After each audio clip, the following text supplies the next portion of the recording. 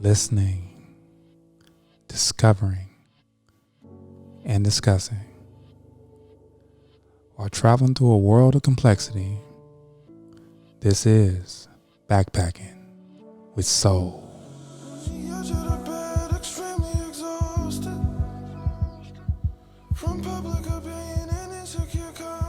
This is Backpacking with Soul. Today we have a very special guest, Mr. Soul Kebede. Very influential and great figure in the real estate world. We're going to be continuing the conversation, and he is the first guest in Backpacking with Soul Quarantine Edition. How you doing, Mac? Doing good. How are you? I'm well, man. I'm well. I'm hanging in there. Dealing with the same everyday life stresses that everybody else is dealing with. Yeah. Uh, Talking about a lot of things nowadays, and just sitting at home with the family, trying to figure it out. And brought you on the show to brief everybody, give everybody some insight on the real estate market, man. So for those that don't know, my man here has been in the game for a long time. Uh, Man, so you're from the LA area, by Yeah. the way. Well, I grew up in Santa Ana, Okay. Orange County, Mhm. um, and spent high school all the way up to high school there, Mhm. and then from there went to college at Santa Barbara, UC Santa Barbara, UC Santa Barbara. and then so I was a gaucho there, and then after that is my transition to LA. I lived in LA with friends and became an LA native. But LA not too far native. from Santa Ana, so it's like a 30-minute drive. Yeah, I think it's interesting, like, to because I consider, anybody that's near the county, and you get to come in and be a part of just everything that's in California, in this area, though. Like, Yeah. it's interesting to see what's going on now. Could you ever imagine a time like this where, you don't really see traffic, or, have you been outside to see anything? Yeah, I've been outside, for the necessities, right? The grocery store and pick up some stuff from the post office, stuff like that. And it's earlier on in the month of May and early April. It was really barren, on the roads. Nowadays there's getting a little bit more traffic as things get loosened up. But yeah, driving to the airport or anywhere past LA airport, going north from where I'm at in the South Bay. Yeah, there's no traffic. It's nice. The air is cleaner. Less traffic, less smog in LA. Is a Yeah, that's is a true. side effect, I guess, of this what's going on.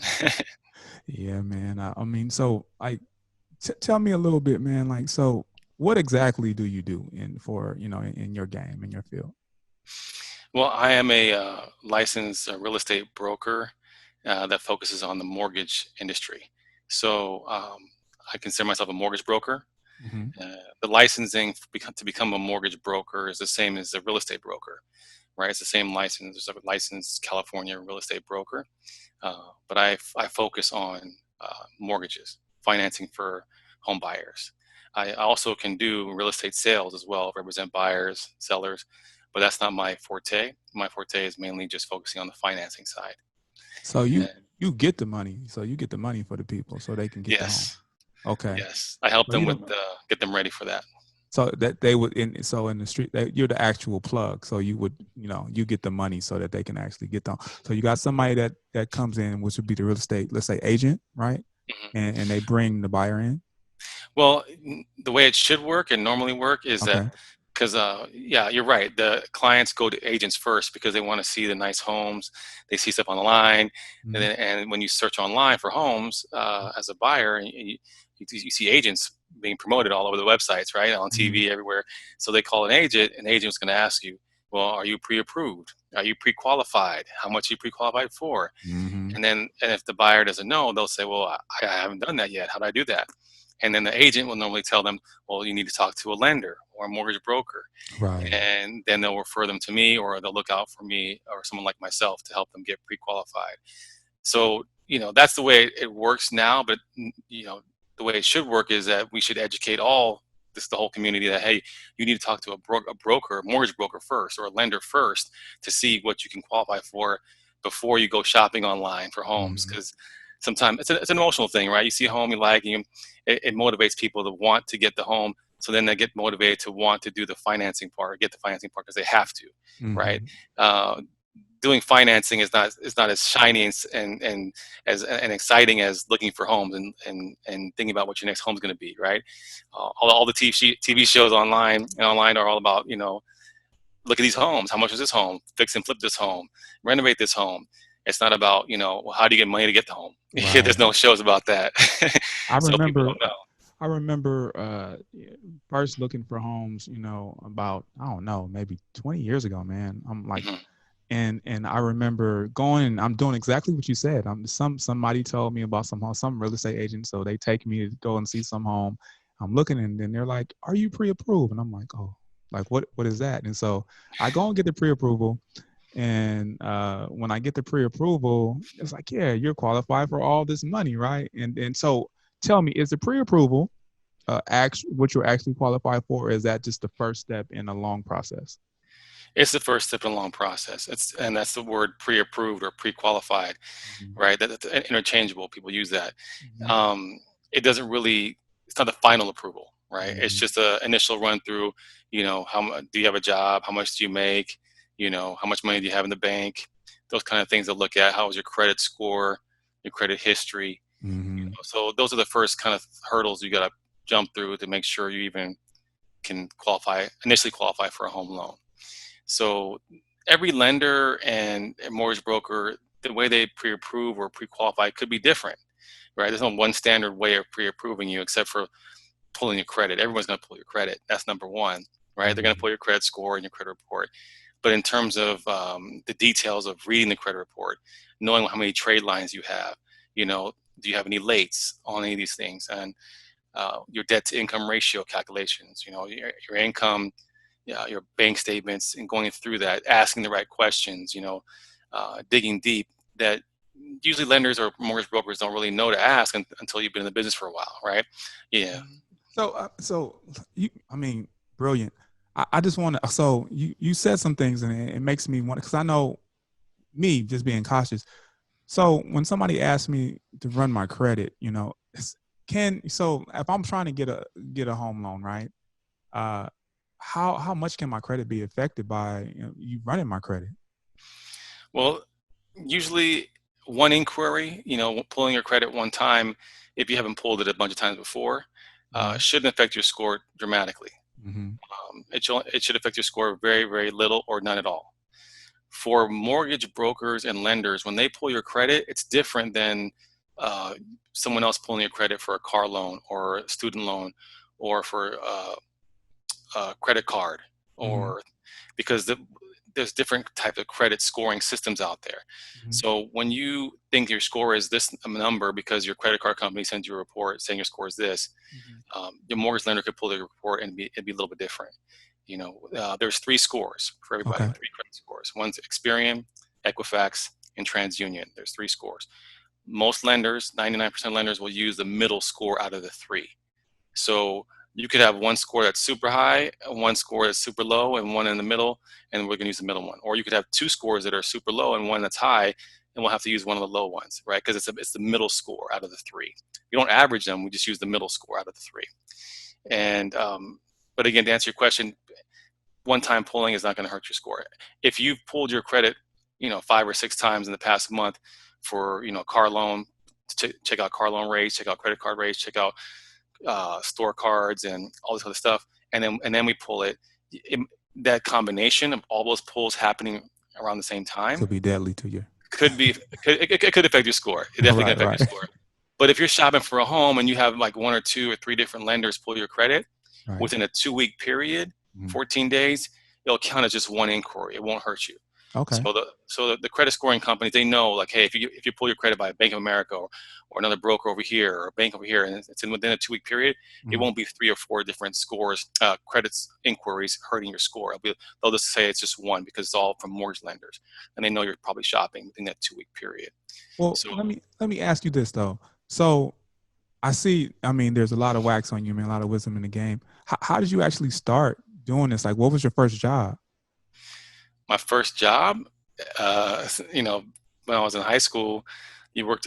Most of my friends and I, we would work at fast food joints for our first job, right? So Right. McDonald's was like my first job. Like 15 years old, 16 years old, And and and and that how'd you get from there to I want to go off and be a mortgage broker? I want to get into the real estate game. yeah. So it wasn't like back then I didn't know what a mortgage broker was. I didn't know what a loan officer did either. So I didn't really get into this game until after I graduated college and after I was introduced to the real estate game through other friends and about other friends that were in the business, agents that were in the business. Okay. So some So agents. yeah, I didn't know going to college or in high school that I was going to become a loan officer or a Okay. mortgage broker. I'm an entrepreneur by heart, so I just knew that I wanted to run my own business or be a business owner or not work a 9 to 5. Um, I figured that out pretty soon after I had my first and second job. That Okay. this is not the best use of my time. I want to have more control over my time and what I do and how I do it. Um, and so after college, I went to college. I got a business degree, so I got a basic BA in business economics and accounting. Uh, So even then, I didn't know what I was going to, because that's pretty vague, right? You get a degree in accounting and business. They might say, oh, you're going to become an accountant. It's like, I don't want to become an accountant, but I just knew that I wanted to have business knowledge, right. so I can go out there in the world and do something with that knowledge in terms of starting a business. So let me get this straight. So you went to college, you got a business degree, okay? And then you came out and you were looking around for some businesses that you could start on your own, a business you could start on your own, and you talked to some people and it ended up leading into you like saying, okay, let me try this out and see how it goes. And Yeah.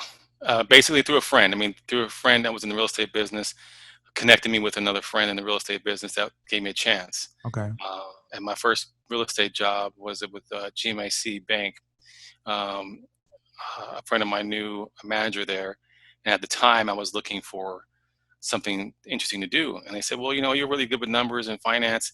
Maybe you should try to become a loan officer or lender. hmm, It's like, what do they do? How does that work? Because I mean, back then I thought you go to the bank, you go to a retail bank and you ask for money and that's how you get right, a loan for a home, and I didn't want to work in a bank 9 to 5. Right. So I was like, I was kind of hesitant, but then once I, learned, give it a chance, and I learned some information from the manager at GMAC, and it was luckily she was very, very, very down to earth, cool person, and she liked me and liked my initiative and said, you know what, give this a try because there's an opportunity to make some money and learn this game. So at the time, I was looking for something, so I said, no, I'll give it a try. and that's crazy because you said a couple things there. One is a lot of people think, oh, working at McDonald's or starting at some entry level job when I'm 18, 15 or whatever. But a lot of times those jobs, it seems to me that they kind of tell you a little bit about what you may want to do and a lot about what you may not want to do. Yeah, what you don't And, like. right. And so you go through that process and then you end up here. So you're here at GMAC and you're doing your thing. And do you eventually step out on your own from there, or what happens? Yeah, I was working there. I learned a lot, Mhm. and it was during that time frame where there was a lot of refinances. Rates were low at the time, and um, they didn't really teach me too much about how to get business at that bank. They just said answer the phones, because the phones were ringing off the hook at the time, and you were just taking applications, and getting paperwork done. And back then at that bank, there was a lot of paperwork to get through. Nothing was online. You know, everything was on paper, and it was a good learning moment for me. And Mhm. then after that refi boom stopped, what happened was that they said, okay, well, there's no more phone calls. You got to go out and get your business. And they said, well, you never taught us how to do that, or taught me how to do that. Right, right. And so I was like, they just said, well, business slowed down. They started laying off people because they didn't need as many Mhm. loan officers to take the phone calls. Mhm. So well, I saw that coming down the pike. A lot of my coworkers were getting laid off. And I said, okay, well, I need to, go find some other gig to work at. Mhm. But I liked I liked the money that you can make in being a loan officer, learning the game. So I found some other broker shops to work for and apply for, and they weren't banks. They weren't like GMAC or BofA or Chase, because I know I didn't want to do a 9 to 5. And so I went to independent brokers. to work for? And they said, well, to work for us, you have to have a license, right? Mm. So back then I didn't have a real estate license. I just worked for the bank. You didn't have to have a license. You just be an employee of a bank and you're licensed through that bank. But to be independent and work for an independent broker, at that time, you needed a real estate license. So that led me down the path of, well, okay, I want to have my real estate license. So I'd studied for that, did an online classes for that. And before I took my test, they said based on my degree, back then, Department of Real Estate in California allowed me to go for my broker's license test instead of my Mm. salesperson's license test. So there's two levels of licensing for real estate agents, right? You're a real estate agent salesperson or your real Hmm. estate agent broker. And those are two different licenses.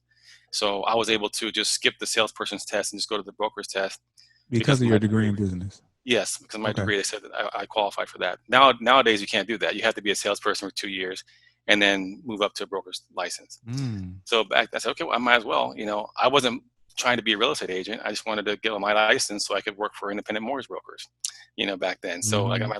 I passed the test, got my broker's license, and that allowed me to go work for independent mortgage brokers. And that's when I learned how to, I guess, sell or, Okay. you know, go out there and get business, Market right? your brand. Yeah, definitely. Yeah. So then spent a couple years going through different brokers, independent brokers, cutting my teeth.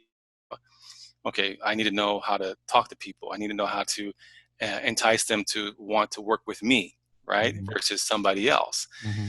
Back at GMAC, when I was employee. I was just employee, just answering phones and taking applications. You weren't really convincing anybody to come work with me or why they should work with me, right?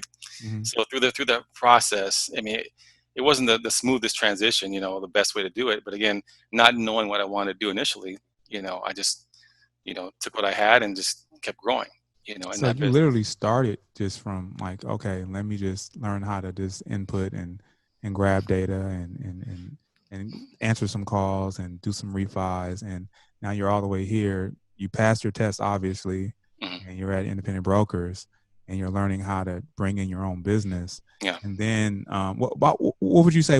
Around what year was this? For me working for independent brokers Yeah. well, I got my license in 2006, a real estate Okay. broker license. So it was after that. It was like 2007, 8 is when I started working for different brokers and right And before the crash.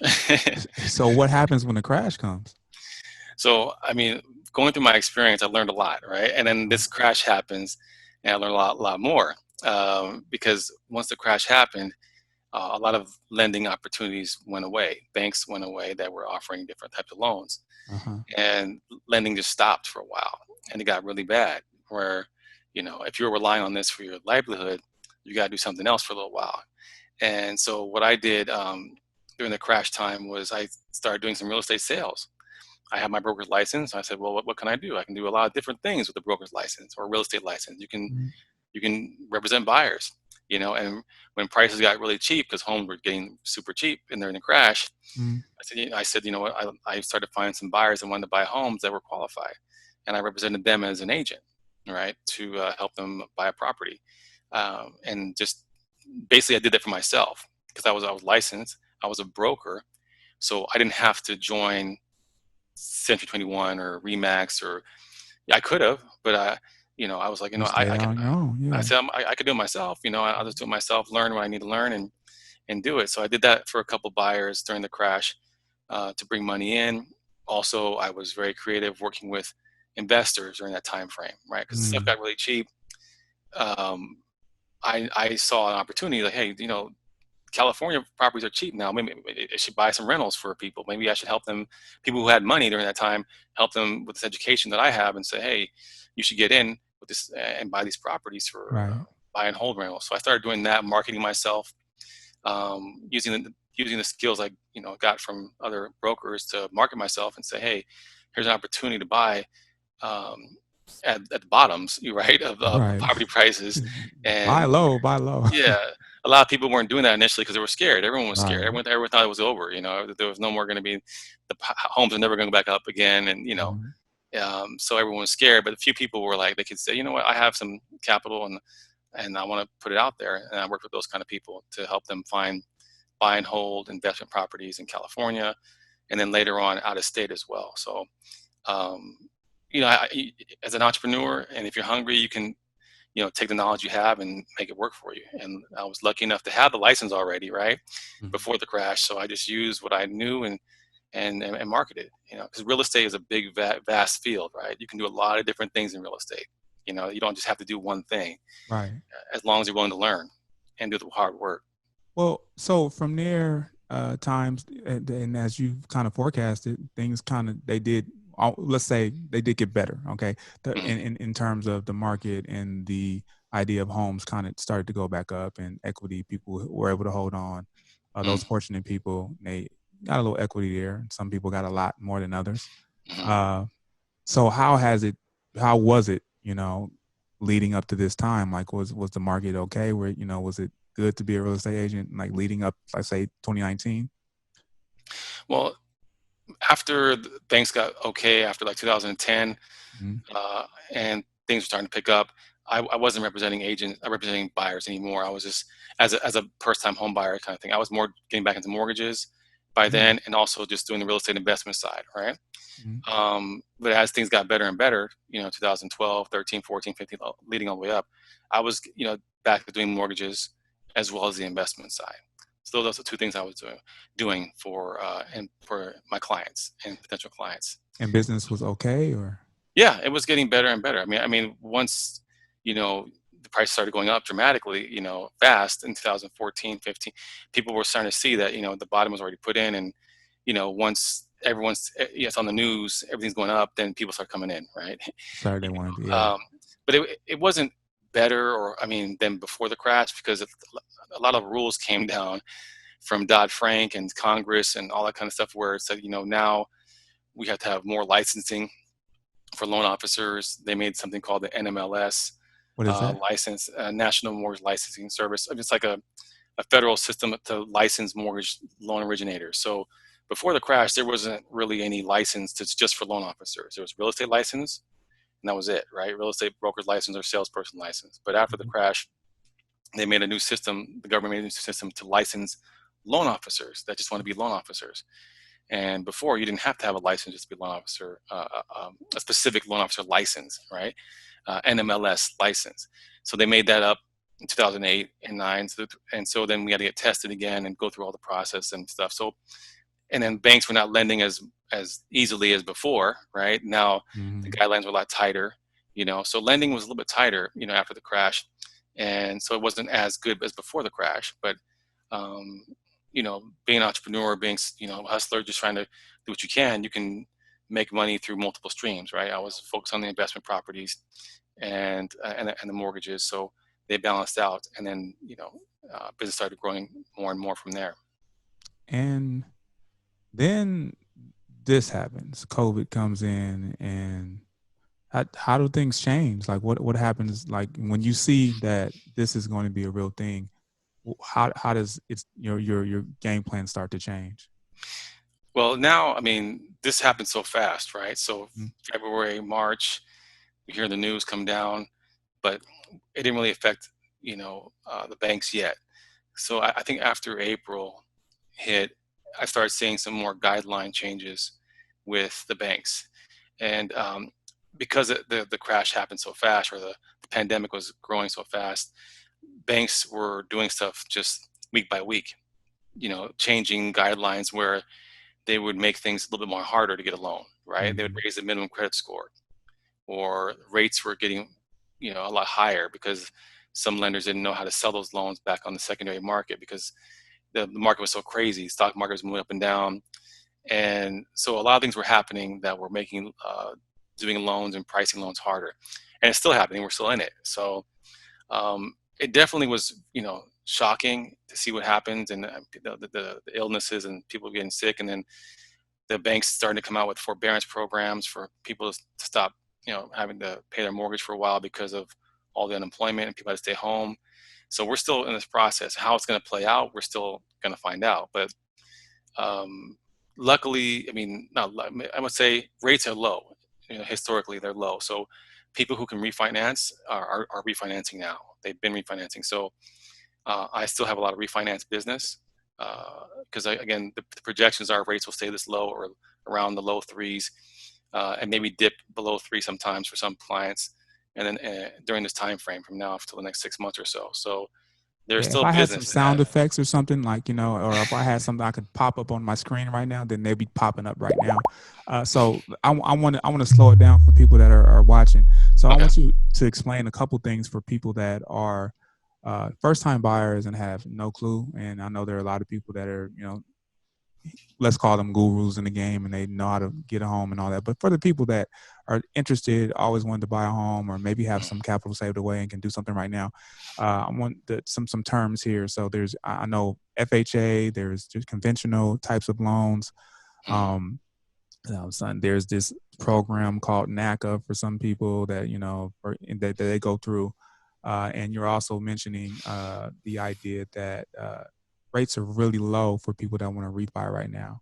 So, can you explain a little bit of that? That I just kind of just trudge through and tell some people like something that they might want to hear or need to know. Okay, we'll start off with the first time home buyers, right? Okay. So a lot of first time home buyers are, since the pandemic happened, probably were scared from looking. And waiting a little bit of time is not a bad idea, right? You can wait to see how things pan out with real estate prices. But if you're a first time home buyer, what you should be focusing on is um, making sure your credit score is strong, right? Having a lender or somebody pull your credit What does to strong mean? strong means like every day when I talk to first time home buyers, they most of them know what their credit score is or have an idea, but until I look at it and really go through it, um, I can let them know how good it is or what needs to be worked on. So right now, I mean, if you have a 700 middle score or above, that is a good score, right? And I say middle score, right? Because there's 3 credit scores. You could have one that's 720, one that's 670, and then one that's 701. And we'll use the one that's 701, right? Most people, first-time home buyers, they might have one credit score that they're being told about, but not the other 2. So it's good to know where they're at credit-wise, because Mm, that credit plays a big factor in what kind of rate you could get and what kind of okay. programs you can get. So So credit determines rate. Okay. among and qualifying period, because if your score is too low, you probably can't get some loan programs, Okay.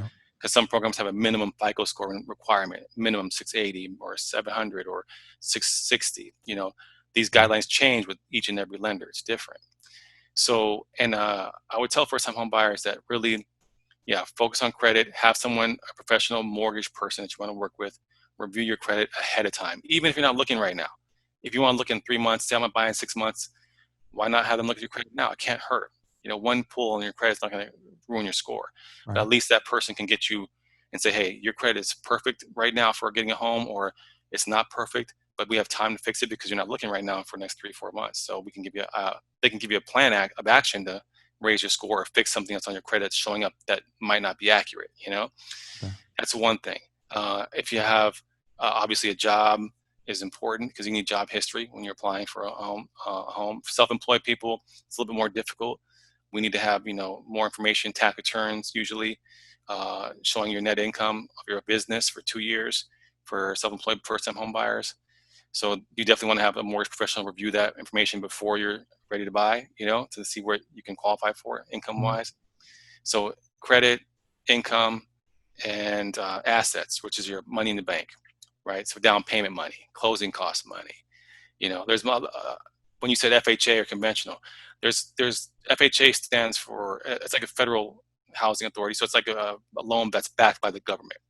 Those programs are usually for people who have lower credit scores and can get away with 3.5% down, right? So 3.5% down is what usually the minimum down payment for FHA loans. You can put more down, but that's what FHA lowest down payment is. For conventional loans, depending on the loan amount, you can get as low as 3% down on a conventional loan.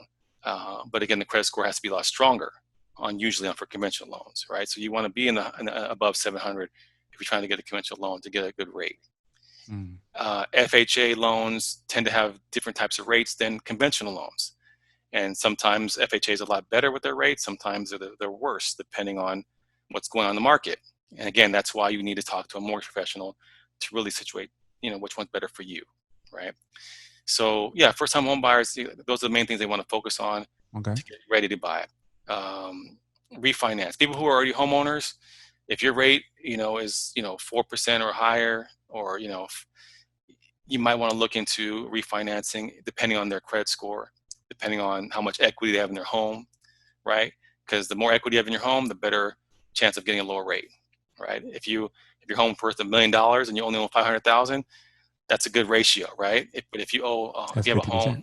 yeah, so you'll get a better rate than someone who owes 400,000 on a $500,000 property, Right. right? So, and then credit score is key as well too. If your credit score is 720 or 740 versus 620, it's a world of difference in rates, right? So, So you still need to have a good credit score when you're going to refi too. yes, the same. Yeah, so refinancing is the same process as like buying a home in terms of qualification. They're going to look at your credit, look at your income, and your asset is going to be your equity in your home, right? Unless you're trying to take cash out and say, oh, well, I have a lot of equity in my home already, I want to take cash out. So um, yeah, I mean, I just helped a client recently, in my neighborhood, and they were they had a rate of 6.5%. And as now rates are a lot lower than that. I can drop them by 3%. And it made a big difference for them, right? They had a lot of equity, and it was great. And they're retirement Wow. age, and they need help. And I was able to help them, and it felt good to say, well, I can save them a lot of money and get them cash out for the retirement, and it just worked out. So, but every scenario is different, so not everyone can refinance just because they have a house, right? You Right. have to have that credit and that job history and that income. So again, talking to a professional lender or mortgage broker is the key to get you the answers that you need. So what we're gonna do right now, and thank you for sharing that. I mean, because I Hmm. know when it's a scary thing jumping into the world of buying a home, having that responsibility. I know everybody. It's one of the first times that I think you can really experience what they call buyer's remorse. You can get in here and you can start to think, oh my God, 30 years. I'm going to have to pay this thing every time. Every month. On Hmm. time, or I could not have a home, or my family Hmm. might need to go somewhere else, and that's a lot of responsibility. Um, I want to make you feel at home. We have a special guest here, waiting on you this whole time. So I'm gonna bring him in right now so he can come in and join the conversation. Backpacking with Soul. Big Wayne, how you live, man? I'm doing well, man. How you guys doing? Good. How you This is doing? Dr. Wayne Bird. For those that don't know, uh, longtime friends with Mak Kebede here. Bringing him in so that he can ask a couple questions, and I want to ask a question before you start though. So you guys went to school together, right? Correct? Oh yeah, UC Okay. Santa Barbara. Go Did did Gauchos. did you think that Mr. Kebede here was going to jump off and be this businessman into this real estate mortgage broker situation before he graduated college? It's funny. Mac was studying physics in college. He wanted to originally. I think he was studying astrology. What was it, Mac? What was your first major? I liked astronomy, but they didn't have a Astronomy. major. Astronomy. They Astronomy. didn't have a major. He majored in physics. I remember one of our boys one day found out he was majoring in physics, and he said, "Mac's gonna be a physician." I thought that was funny. Not quite physician, physics, Not but quite. Mac had, he had the mind for business because he ended up switching over into economics, and I think he graduated with a business degree, I believe. And so I always knew he'd be in business in some way. And Mac and I traversed many types of businesses over the years, some successfully, some not. But I always knew Mac would be in business in some way. So, what would you ask him about the market and the current times right now, Dr. Wayne Bird? I think about a friend of ours who purchased a home back in, I think it was 2010, maybe 2011, and it was here in a city called Inglewood. And that house, she picked it up for about $250,000, maybe 220, 240, something like that. And that house is now worth in the $750,000 range. And as I think about that unbelievable increase in price associated with that property, nothing's obviously changed about it. If anything, it's got more miles on it and it should be worth less. But the price has gone way up. She bought at the right time and now has been able to ride that appreciation in price. I'm wondering, because as I understand it, real estate is kind of cyclical. Even though it's kind of constantly going up, it's in cycles. Do you think we're at a place where we're about to see one of those cycles that might take us down to a place that's advantageous for a purchase in the way it was for my friend, so I can take that ride, the next ride up? Are we at a place where we're going to see some sort of downturn where timing a purchase might be advantageous to wait at this Well, the main thing to think about when you talk about real estate like that is it's very, very based on location, right? They say location, location, location. So when people say that, oh, real estate's going to take a dip or it might come down, um, it's all based on the neighborhood you're talking about, right? Are we talking about, Inglewood? Are we talking about some place in Las Vegas or Ohio, Florida, and so it all depends, right? So it's hard to give you an answer to say that, yes, all real estate's going to take a dip, because it doesn't work like that, right? We know that certain pockets in certain cities will hold up their value no matter what happens, right, with the rest of the country in terms of values of homes. And then you'll see other areas that will have dramatic drops in the value of their properties, right, in pockets. And then in the same county, right, it could happen, right? So um, it has to be more specific in terms of the client asking me that question, where it's like, hey, I'm looking to buy in Inglewood. Do you think Inglewood prices are going to drop? Or I'm going to buy in Santa Monica, or I'm going to buy in Compton.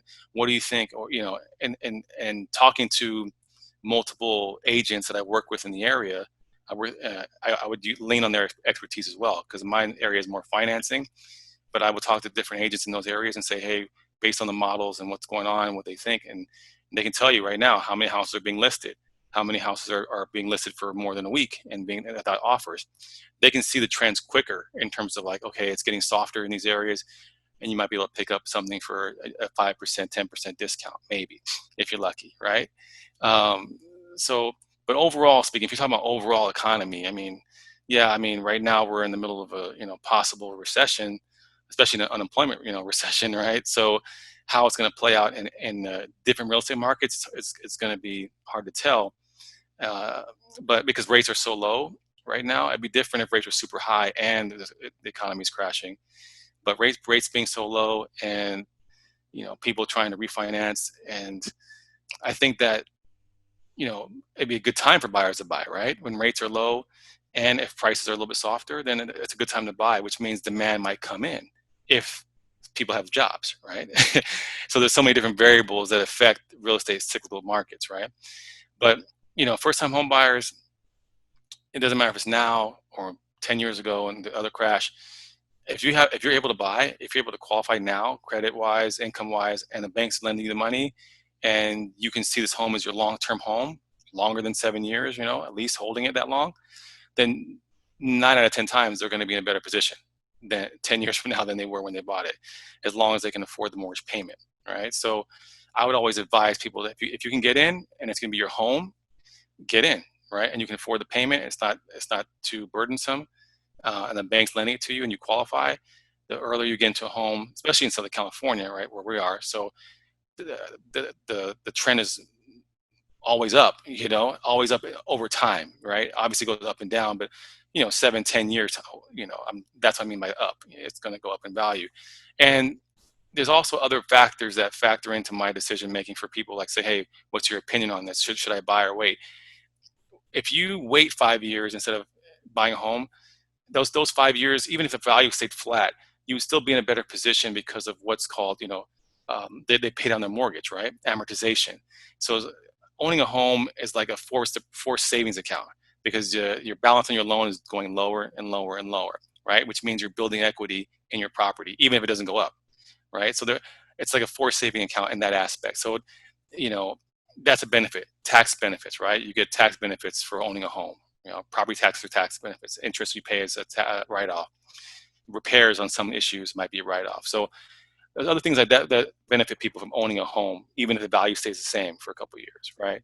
So my advice would be like, if you qualify now, rates are low now, and you're comfortable enough to buy the home and make the payments for the foreseeable future, I would say get into a home. Okay, So thanks. I have another question. go ahead, because I was going to ask you. Go ahead. I have another follow-up question then. Right now, in this, like I said, in her neighborhood, our friend's neighborhood, homes are 700 plus. Right. I understand that that's called a jumbo loan, and there may have been some rules recently that changed around jumbo loans and down payments for jumbo loans. Could you kind of clear up some of that for me? Well, things are very fluid right now, right? Because of the pandemic, lenders are changing their guidelines left and right. So loan amounts over 500, loan amounts over 510,000 are called high balance, as one name they give it, right? It's not really a jumbo loan, it's a high balance loan between 510 and 726,000 for a loan amount, not the purchase price, the loan amount. Those are high balance loans. The banks are still doing them, but they're pricing them at a higher interest rate because those are harder to sell. The loan amounts over 726,000 roughly is called a jumbo loan, right? And that's a whole different mortgage market. You have to go, and then those loans are very harder to find, higher interest rates depending on how much down payment you're putting down. You can still get jumbo loans, just the requirements might be, 25% down, 30% down, depending on how big of a loan amount we're talking about. Loans like 5% down loans or 3% down loans, all those are for loan amounts less than 726,000 for loan amounts, right? So what your example is, if someone has a house in Inglewood and wants to buy a house in Inglewood for 700,000, there are still loans out there for them for 3.5% down FHA. The rates might not be that great right now because rates are changing up and down for those type of high balance loans. Can you give me just throw it right out there? It depends on their FICO score and a lot of different factors. But let's say if the loan amount was below 510 instead of above 510, for that same scenario, they could get a rate probably in the mid threes. But if they do it above 510,000 for FHA, it might be in the fours, mid fours. Mm-hmm. And that changes daily, right? Rates change daily. So don't quote me on that for right now, because I know this is going to be beyond just one day's time. But, and again, this could rectify itself within the next couple of months, right? So summertime, fall time, it could be all rectified and things a lot better with pricing for mortgage rates. But again, the consumer, first-time home buyer, they're not going to follow this kind of stuff, right? They have to talk to a mortgage lender, and they'll let them know what's going on in the market at the time they want to buy, right? I don't want to scare anybody off and just say, oh, I can't get a loan above 510,000, or you can. It's just, get your credit right, and we'll find the right lender for you. And working with a mortgage broker gives them benefit to work with multiple lenders, right? So I'm not just with one bank. I can get loans and rates from many different banks to see which one would be the best for each particular situation or client. So to minimize the amount of down payment I'm going to make if I want to buy in that neighborhood, I should be aiming to get a loan below $726,000. So even if I find a house that's $750,000, I got to come out of pocket at least the $50,000 up front. Just I'm not even asking for $750,000. I'm asking for $725,000 for my loan, and that would minimize the amount of down payment those particular lenders are requiring for a purchase. So if I was looking to minimize my down payment, I go below $725,000, right? In terms of a loan amount, yeah. Loan amount. Yeah, loan amount. So FHA requires 3.5% down, right? Up to, again, but if you go conventional above 510 will be 5% down minimum. So it's a difference. So if you're in the market and you want to get a property with 3.5% down, you have to above 510,000. You need FHA to do that. Okay, and conventional, you need at least 5% down. And these are general guidelines, right? There might be one lender tomorrow that comes out with a different program that might be different than this. But again, I'm just giving you general guidelines as of right now. But yeah, if you're trying to minimize your down payment, obviously FHA is going to be 3.5. But if you're going to go below 510, like you found a property for, I don't know, 550,000, and you have 60 grand to put down, you can do conventional and get great rates, So it's a combination of different things, right? Down payment amount, dollar amount, percentage amount, different things like that. But the minimum for FHA is 3.5% down payment. And it goes up to 510? No, for FHA, 726,000. Again, I have all the numbers up here. I can give you the exact numbers, but roughly, the high balance loan limit for LA County and Orange County, I think, is around $726,000. Because I don't want to keep you. I want to ask you and see if you can speak to this, and then I want you to tell the people how they can contact you. Can you speak to the idea that, right now there are a lot of people who are looking to defer or, to try to push their loans back, in this time.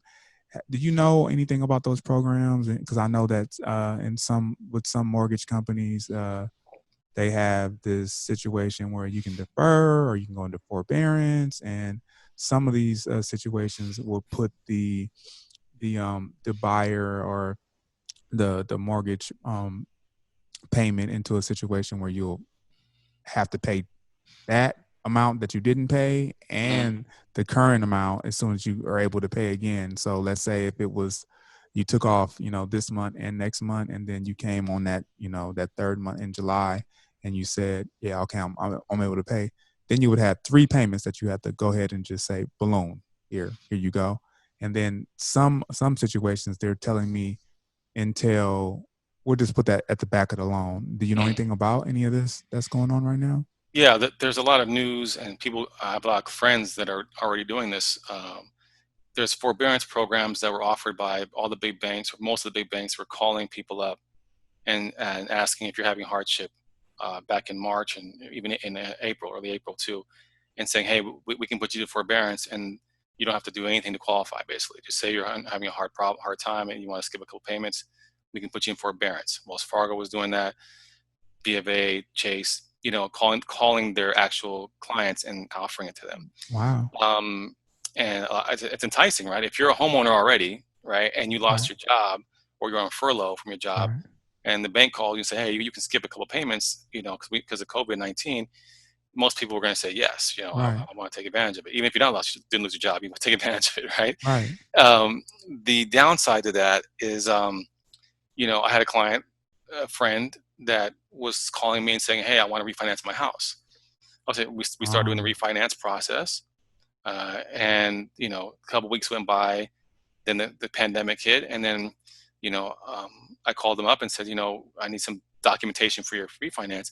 Oh, I said, I'm in forbearance. My bank called me and I'm not making my payments. Does that change anything? And I said, yeah, it does. You can't refinance a loan that's in forbearance, and they didn't know that because the people that called them didn't tell them that. Tell them that. Right. So there's a lot of information they're not being told how it might affect them. So, if you're in forbearance, if you need to do a forbearance or deferment, do it. If you have to, because your income is dramatically lower because of what's going on in your life, you can take advantage of that. But again, you cannot take advantage of a refinance at the same time. So if you're trying to refinance, just know if you do a forbearance, it's going to hurt the refinance process for you. It's going to stop it. If this client was to come out of forbearance, could they then refi or no? Well, that's still fluid, right? Because the banks don't even know yet. The banks I called, Wells Fargo, they're like, well, we'll see how it goes in July when we do that. So the latest news I heard yesterday or 2 days ago, Fannie and Freddie Mac, the main government entities that offer buy these loans from the lenders, said that they will not penalize people who did forbearance and started making payments again. So if they want to refinance, they could after making 3 consecutive payments after the forbearance. That's 3 months down the road, so you still have to wait 3 months after coming out of forbearance. Oh wow! Right. So if your forbearance started in whatever April, you skipped April, you skipped May, you skipped June, right? Because usually by then it could be a totally different game. Yeah. But I mean, yeah, if they do skip those and they start making a payment in May or July, they'd have to make a payment in July, August, September before they can look into doing refinance, hypothetically, right? Because the banks are going to want 3 months after the forbearance is over before you can look into refinance. Because the economy and what the mortgage people are saying is that rates are going to be super low for the foreseeable future, for the next 6 months or so. So a lot of people are going to want to refinance, and we want them to help have opportunity. Before this news came out 2 days ago, it was like 12 months you had to wait after forbearance before you can think about refinancing. So that's the main thing. If you're in forbearance, it's not a bad thing. It's just if you need it, you need it. You don't have to refinance. If you can make your payment, it's fine. But if you need that money for the forbearance, I understand. But if you're looking to refinance, if your rate's like 5% or something like that, and you want to take advantage of these low rates, and you're working, and there might be an opportunity where you can do that, but you have to wait 3 months after the forbearance ends. And that's not even answering the question you had about, well, when the forbearance ends, is that lender going to make them pay those 3 months at one time, like a balloon? Or are they going to put it at the end of the loan? that's still something that each bank will have to handle. And some banks will say, like I know Wells Fargo told my friend that they'll just add it to the end of the loan. So they'll modify the loan basically from a 30-year loan to a 30-year and 3-month loan, right? So they told him that over the phone. But again, there's no paperwork yet, right? So we'll see what happens when they come July and, make it happen. So, most people that are doing this are like, hey, I can't pay 3 months and at one time, right? I skip 3 months, but I use that money. So I'm assuming these banks are going to modify the loans and put it on the back. Some of them might. Some people might say, I want to pay, I have the money, I want to pay it now. You can do that. So options might be available to them to do that. But again, it's fluid. There's no set guideline. I mean, it's whatever the banks agree to and what you can negotiate with the bank at the time the forbearance is over.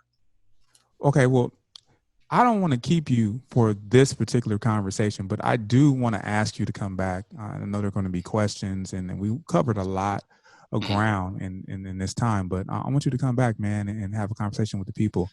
I appreciate it. Because I still have questions, but I don't want to keep you any longer. I didn't even think we were going to be on this long, but you've been providing so many gems, man. I appreciate it so much. And I'm sure the listeners and the viewers are going to appreciate it too. How can we get in contact with you, Mak? Yeah, my website is Mak Home Loans, which is MAKHOMELOANS.com. There you'll have my phone number, all my information about my business in terms of doing loans for people, information about different types of loans, my contact number. Also, you can reach me on Instagram at the same name. It's going to be at Mak Home Loans, MAKHOMELOANS on Instagram. Facebook, same thing, Mak Home Loans. Also, if you want to shoot out an email, old school, Mak at Mak Home Loans, MAK at MAKHOMELOANS.com. Oh man, it's been a pleasure having you on. We're going to have you back. Dr. Wayne Bird, thank you for coming on the show. I want to get you on too, man. Talk about sustainability, maybe that carnivore, man, because you're looking, you're looking slim, looking lean, yeah. Man. You're looking lean over there. There you go. There you go. This has been Backpacking with Soul, y'all. We're going to continue the conversation in quarantine. Hope you guys enjoyed the show. We'll be back another time to speak with you. Peace and love. Checking my messages, looking for a reply, but you haven't messaged me. I've been waiting up for 3 days, looking at these 3 dots for 3 days. I can't wait up for you anymore. Damn, I'm a fool waiting up for you. Thinking about all of the things I'm gonna say to you.